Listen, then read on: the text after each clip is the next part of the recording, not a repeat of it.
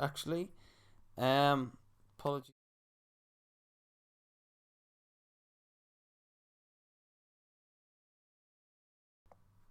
Okay, right, we're good to go. Sorry about that. Let's start again. Start from scratch. Okay, this is excuse me. Um, Module 4, Introduction to Java and NetBeans. The idea for this is to focus on um, using NetBeans, using the idea, introduction to what variables are. So this isn't necessarily about going on to the next step after Module 1, Module 2, Module 3. This is more like a separate subject altogether.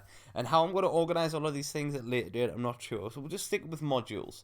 So this module is Introduction to Java, and just like I mentioned, this first lesson, we're going to be looking at how to create a project, creating variables, maths and variables, creating methods, and passing values. So I have created or I've got my NetBeans opened up. Where is it? 2 seconds. Let's just bring NetBeans up there. So I've got NetBeans and I've just created a new window. There it is there. And I'm going to create a Java application. I'm going to put it in my documents under Module 4. And the application, I'm going to call this one Lesson 1, which is a good name. And hit finish. Alright, so I'm just going to minimize the ones on the left here, because those are exercises that I've done in class. Let's break down what is on the top of the screen in the project window. I wonder if I hope the quality is alright. I don't know if the quality might have dropped or something, or if there's a way to improve it. Apologies. Just started doing these streaming services.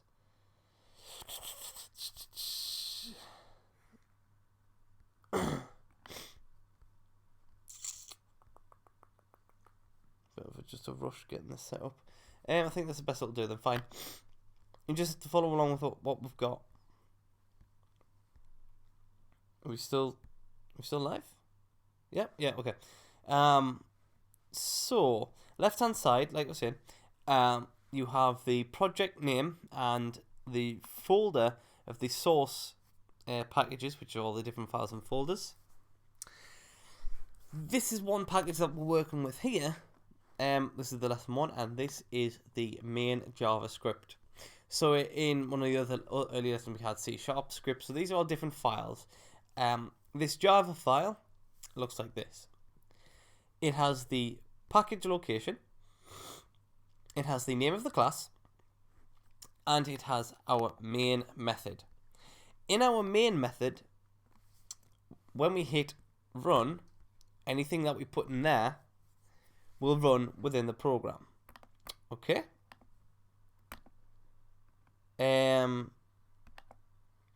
So lesson 1 is creating a project. So we've got that done, and then creating variables. Okay. So there are a set of different data types that we can use.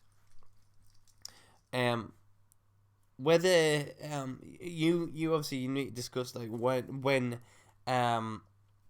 what data types need to be used, but imagine these are containers. A variable or an attribute is a container, and inside that container we're going to put a value. Thanks, Leo. We're going to put a value in there, but it needs to be assigned a type of variable. So we have integers, which are for whole numbers. We can use doubles, which are for decimal numbers. We can use strings for words. We can use boolean for boolean. There we go, for true or false. So how do we write some variables? Well, let's create an integer called num1 and an integer called num2. So I'm hovering over these and it says that num1 is not used, num2 is not used. They're also empty. So how do we put something in? Well, we simply say num1 equals a number, equals 10, and num2 equals 20. Okay, that's creating variables. Let's have a look at what a string would look like. String could be used for like a name of something, and you need to put in the string within speech marks. You end your statements with semicolons, so I'm adding semicolons at the end of the line to say that I'm finished with this line of code now. A boolean will equal true, or a boolean with a name. Is it true? Is true equals true or false. So that's creating variables in a nutshell. Next, I often describe creating variables like algebra. We have a name and we give it a value, or we give a number a name and we reference that name. I'm going to just zoom in for a second so we can see the text a little bit bigger. I'm going there, that's much better. And let's add these together. So that looks like this. num1 plus equals num2. I'm going to write a couple of different ways of doing it and I'll explain them. num1 equals num1 plus num2. And or you could do it with a different one altogether.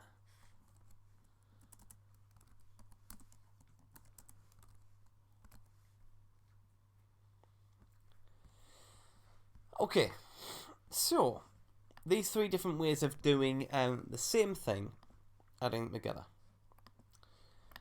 This second one, let's look at this one. num1 is num1 and num2. I've wrote this one this way because this line of code says that num1 is equal to the value of num1 and num2. So you store 10 and 20 together into num1 to make 30. Shorthand of writing that looks like this. num1 and equals num2. That means num1 is the same as well as num2. So it adds that on. This way of doing it, int num3 equals num1 plus num2. Doing it this way takes both those values, adds them together, and sticks them in a different integer. You can add, subtract, divide, and multiply these numbers. Excuse me. So we could do num1 minus equals num2. We could do num1 multiplied by equals num2, and so on. And lastly, I'll tell you what, I'll just quickly show you divide. Divide by and equals num2. Right, that's all said and good, just demonstrating how to type some of the code, but we can also print out those lines so we can just see what the equation is. So for Java, it is system.out.println, and in there you fill in what am I going to print. I am going to print num1 and hit run. It runs and it says the number 10 just as the project just stops running. I'll do another one. System dot out dot print line num2, and then run it again, and it should say 20. Right, let's do those together. Num1, notice I haven't had to create it again. You see, if I created this again, another one, if I did int num1, which I see sometimes, you get this error. It says it already is defined within this method. It already exists here. So if it already exists, you can either give it a different name, but in this instance, I'm trying to use that value I've created. So I'm going to add num2 to it, and then I'm going to run these two lines again. Excuse me.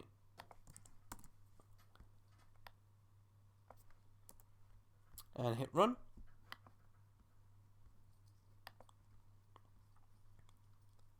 So now it's saying 10, which is this line, and then 20.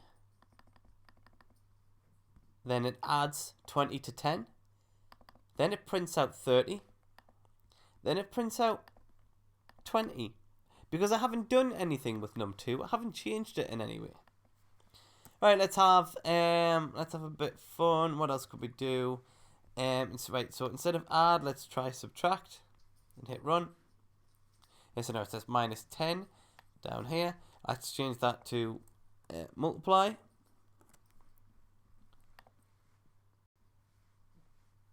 There we go. There it is. It comes up with 200. And divide. Will I be able to divide? Yep. So I've been able to divide that. Let's come up with 20. And 10 divided by 20 is not 0. So that's not correct. The reason why that is not correct is because what is 10 divided by 20? Is anybody watching? No, nobody's watching. Okay, that's fine. What is 10 divided by 20? 10 divided by 20. It's 0.5. But notice that integers don't like half numbers. 10 divided by 20 is 0.5. But this integer is a whole number. It is not a half number. You can use doubles for points of a number. So if you want it to be 10, but also 10.0 or 10.1 or 10.2 or 10.34 or pi. So now if I run it, it actually gives me a more accurate 0.5 for the number.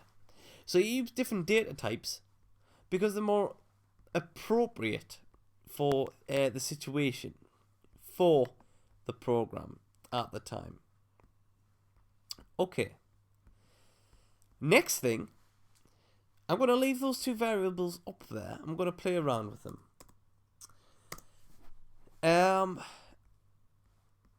Let's include this, and I'll tell you what, I might end up making a couple of mistakes here. Hi, what do I want to do? Can I put these variables on the top? Can I put them up there? I can. Okay, so before, those variables were inside this method. That means that the rest of the class can't read them. These variables up here, because they are within the class but not encapsulated inside a method, means that they are class level variables.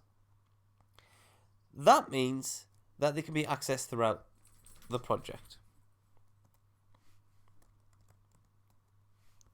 So I'm going to create a new method. This is a method, and I'm going to create a new one and deconstruct what one looks like. A method needs a data type as well.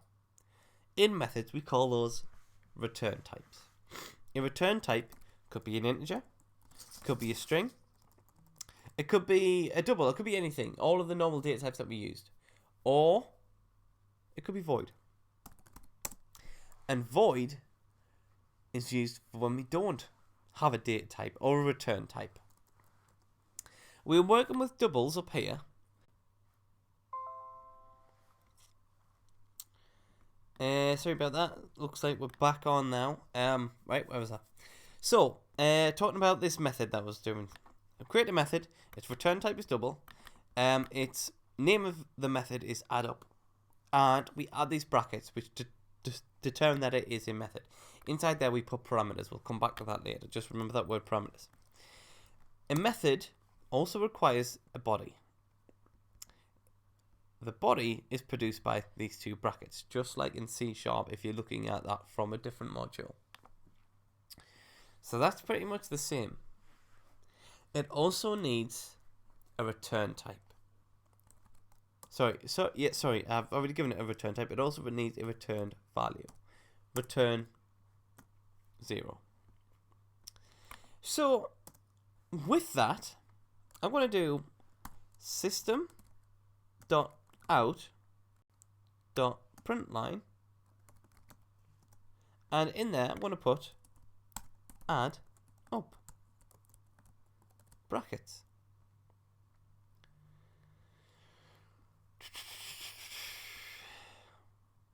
I'm going to add the word static to these, but I want you to just ignore that for now.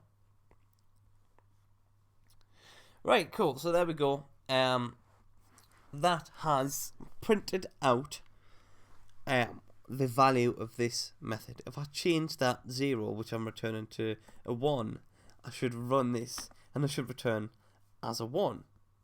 Yeah, or a 1.0 because it's a double. I've set this as static just because this is the static method. I'll cover this in object-oriented programming in Java at a later date, or you could check out the Module 3 object-oriented programming. It is in C#, but it's very similar structure. Very similar structure. Okay. So, why would I do a method? Well, I could use that if I wanted to return something else. So let's try instead the following. num1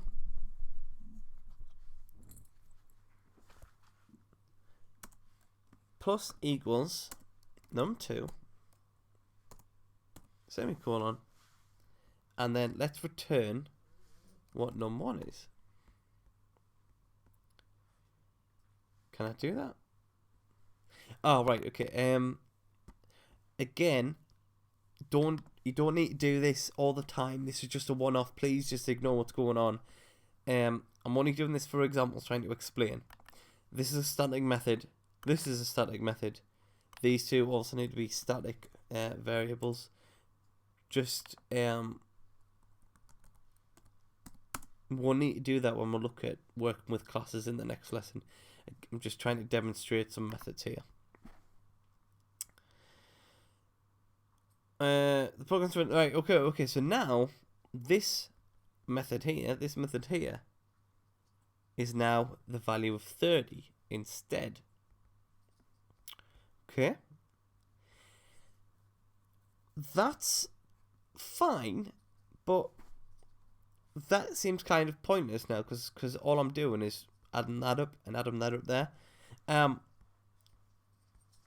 You could start by improving your code and working with methods better if you start passing parameters into here. So I'm going to remove these two because we're not going to be needing them. I'm going to remove those. And this time we're going to do something different. So in between these brackets we can pass parameters into here. I'm going to pass a double called num1 and a double for num2. I'm going to return num1, And I'm going to do num1 plus equals num2. So you would think that that would work because I have this variable here and this variable here, but both of them are empty. It's not that they have 0 in, they are totally empty. Look at this method up here that I'm calling in. Now it's asking for 2 arguments. Those arguments is a double for num1 and a double for num2. If I run the program, it will add those 2 up, and it adds up to 444. Why would I do that? Well, I've created a method. I could create another method, or sorry, another instance of that method, and give it different numbers, but it's still doing the same thing. So that could be one reason why we do methods. I'll quickly put together a string example of a method.